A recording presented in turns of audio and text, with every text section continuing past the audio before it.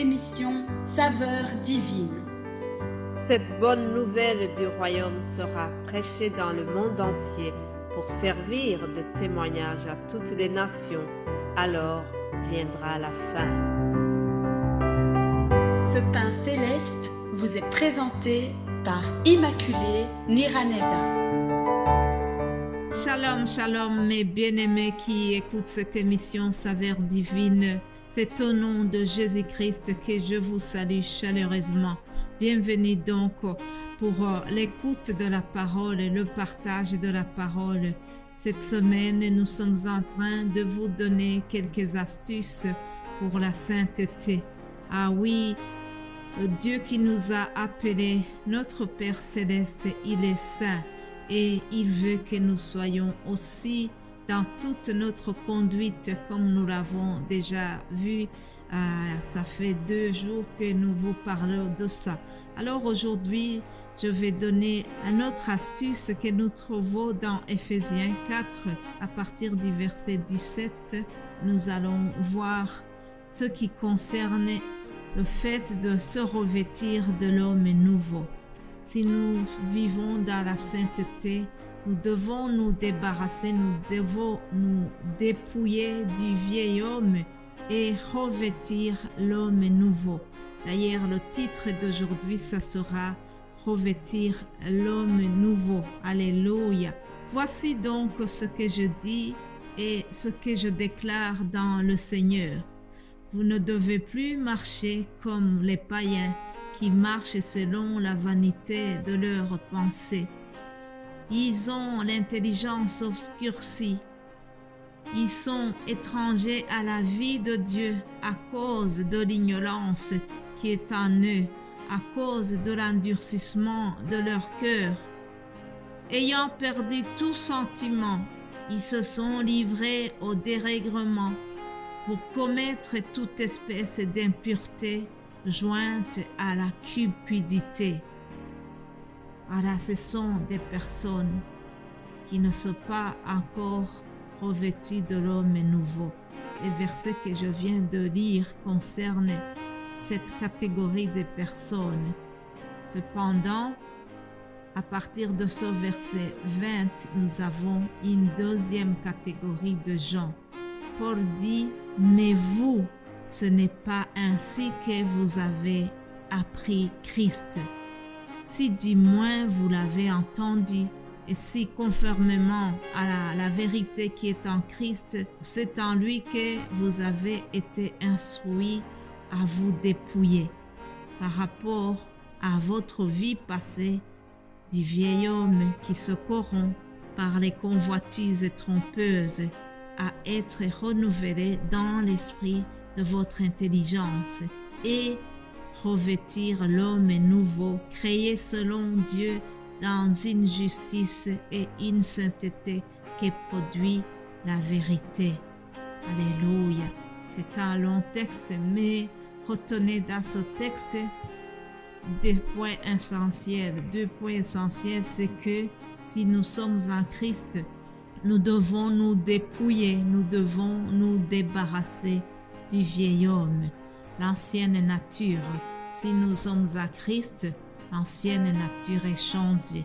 Nous sommes des nouvelles créatures en Christ, comme le dit 2 Corinthiens 5, 17. Alors, en étant ces nouvelles créatures en Christ, nous devons donc revêtir l'homme nouveau, l'homme qui a été repenti. Hier, je vous ai parlé de la repentance. L'homme nouveau doit marcher dans la sainteté.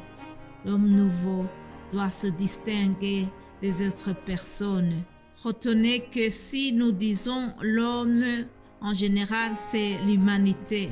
Ce n'est pas l'homme du masculin, mais c'est l'homme en tant qu'être humain. L'homme nouveau ou la femme qui s'est dépouillée du vieil homme doit vraiment se distinguer. C'est pour ça que nous devons sortir du milieu d'eux. 2 Corinthiens chapitre 6.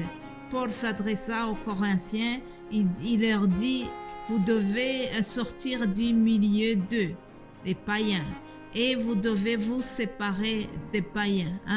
Ne touchez pas à ce qui est impur et je vous accueillerai. Le Seigneur dit, je serai pour vous un père et vous serez pour moi des fils et des filles, dit le Seigneur Tout-Puissant. Alléluia. Voilà quelqu'un qui est déjà revêtu de l'homme nouveau, quelqu'un qui s'est converti, qui se répand, qui cherche la sainteté. Il y a aussi une promesse qui lui est donnée. Dieu lui dit, je serai pour toi un père. Si tu as choisi d'être mon enfant, alors je serai aussi pour toi un père et toi tu seras mon fils ou ma fille. Alléluia. Nous sommes les enfants de Dieu. Nous sommes les princes et les princesses du roi des rois. Alléluia. Si donc nous sommes revêtus de l'homme nouveau, nous devons renoncer au mensonge. Il y a une attitude, il y a un comportement qui doit nous caractériser. C'est que nous devons abandonner notre vie passée.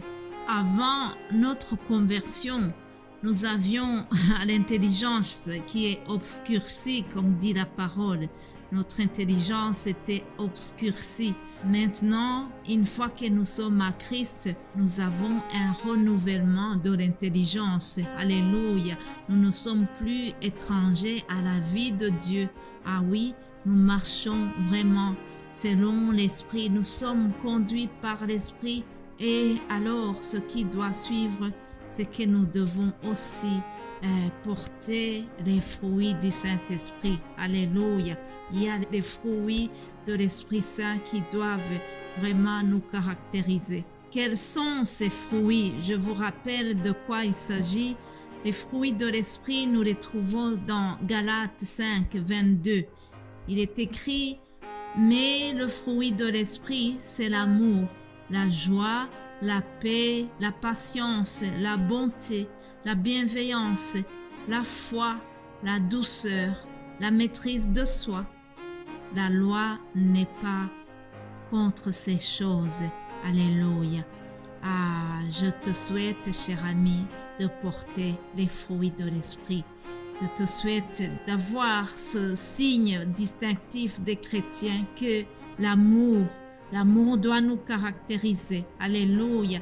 Jésus a dit à ses disciples, aimez-vous les uns les autres. Et c'est à cela qu'on reconnaîtra, c'est à cela que le monde reconnaîtra que vous êtes mes disciples. Ah, la joie aussi, la patience, la bonté, tous ces fruits, chers amis, nous devons les porter. Et si nous portons ces fruits, c'est un signe que nous marchons dans la sainteté voulue par notre Père Céleste. Frères et sœurs, le temps est presque fini, mais avant de terminer, je voudrais que tu retiennes ceci. Pour marcher dans la sainteté, il faut vraiment se dépouiller du vieil homme. Il faut abandonner tes anciennes habitudes. Il faut marcher dans la nouveauté d'un enfant qui est digne d'être appelé fille ou fils de Dieu. La vie en Christ nous demande de marcher vraiment selon l'Esprit. Galates 5, 24, il est écrit « Ceux qui sont à Jésus-Christ ont crucifié la chair avec ses passions et ses désirs. » Voilà, si nous sommes à Christ, nous devons crucifier la chair et ses passions, la chair et ses désirs, et nous devons marcher selon l'Esprit. Si nous vivons par l'Esprit, marchons alors par l'Esprit. Galates 5, 25. Galates 5, 25, Paul nous dit, si nous vivons par l'Esprit, marchons aussi selon l'Esprit. Alléluia. Je vous souhaite, chers amis, de marcher selon l'Esprit. Abandonnez les convoitises du monde. N'écoute pas les désirs de la chair, mais marchons selon l'Esprit. C'est ce que je vous souhaite et c'est ce que je demande pour moi-même. Que Dieu nous aide. Nous allons continuer demain par la grâce de Dieu. Soyez bénis au nom de Jésus-Christ. Amen.